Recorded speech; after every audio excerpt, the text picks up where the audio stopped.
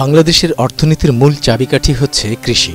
কৃষি এদেশের বৃহৎ জনগোষ্ঠীর জীবন ও জীবিকার মূল হাতিয়ার। কিন্তু আধুনিক কৃষির বিষাক্ত ছোবলে সেই কৃষির উৎপাদন ব্যবস্থা ধ্বংসের দ্বারপ্রান্তে পৌঁছেছে।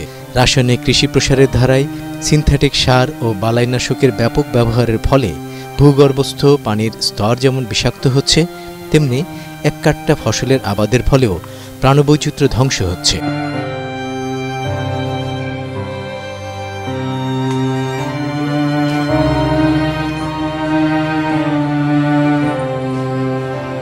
ধ্বংসাত্মক এই ব্যবস্থা অবিরাম ধারায় চলতে থাকলে কৃষি ব্যবস্থার ধস নামবে, মাটির গুণাগুণ হারিয়ে যাবে।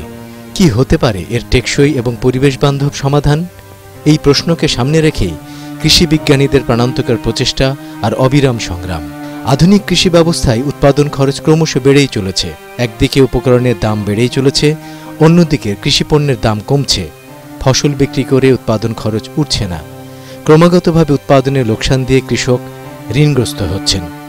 হাল, গরু, ভিটেমাটি বিক্রি করে ঋণ পরিশোধ করে শূন্য হাতে পরিবার পরিজন নিয়ে জীবিকার সন্ধানে অজানার পথে পাড়ি দিচ্ছেন।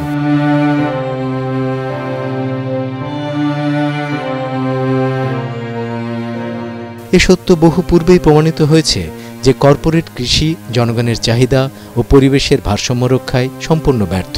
এর বিকল্প ব্যবস্থা যে নেই তা নয়, তবে সে পথে রয়েছে অনেক বাধা।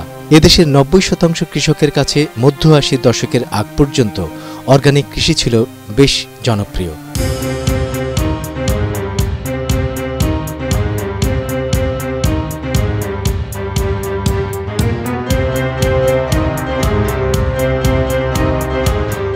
নানা প্রলোভনে কৃষকরা বাধ্য হয়ে রাসায়নিক কৃষিতে ঝুঁকে পড়েছে ৯০-এর দশকে। তারই ধারাবাহিকতায় এখন বাংলাদেশে ১ মিনিটে ৭০ কেজি বিষ ফসলের ক্ষেতে ছিটানো হচ্ছে।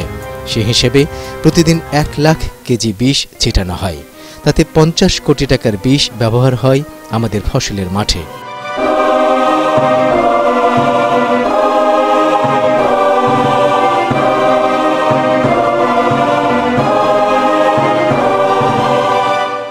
$২৮ লক্ষ টন সার বাংলাদেশে ব্যবহার হয় প্রতি বছর।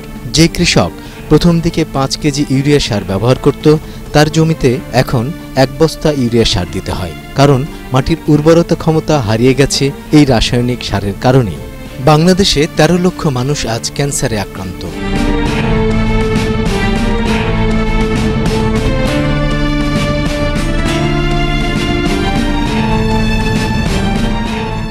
অথচ একটা সময় ছিল আমাদের বাপদাদারা কোনো রাসায়নিক সার ব্যবহার করত না, ফলনও প্রচুর হতো।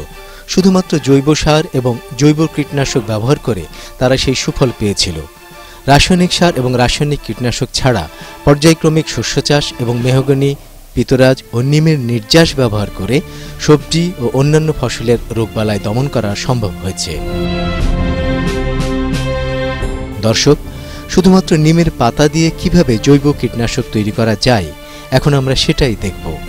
প্রথমে কিছু নিমের পাতা সংগ্রহ করব, যা আপনাদের হাতের নাগালেই পাবেন।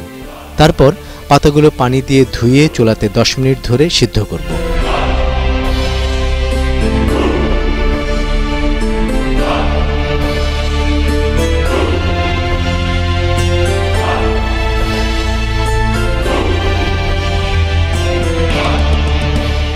দশ মিনিট পর দেখবেন সিদ্ধ করা পাতার পানি হালকা হলদেটে রং ধারণ করেছে। তারপর এটাকে ঠান্ডা করার জন্য এবং পাতার নির্যাস বের করার জন্য একদিন আমরা পাত্রটিকে ঢেকে রেখে দেব। একদিন পর আমরা বোতলে নিয়ে গাছে ভালোভাবে স্প্রে করব। ৫ থেকে ৭ দিন পর দেখবেন গাছের পোকা মরে সাফ হয়ে গেছে। এভাবে আমরা জৈব কীটনাশক তৈরি করতে পারি। কম খরচে শস্যে এ ধরনের জৈব বালাইনাশক ব্যবহার করে একদিকে যেমন কৃষকদের অর্থ সাশ্রয় করা সম্ভব, তেমনি জনস্বাস্থ্য রক্ষা করা সম্ভব।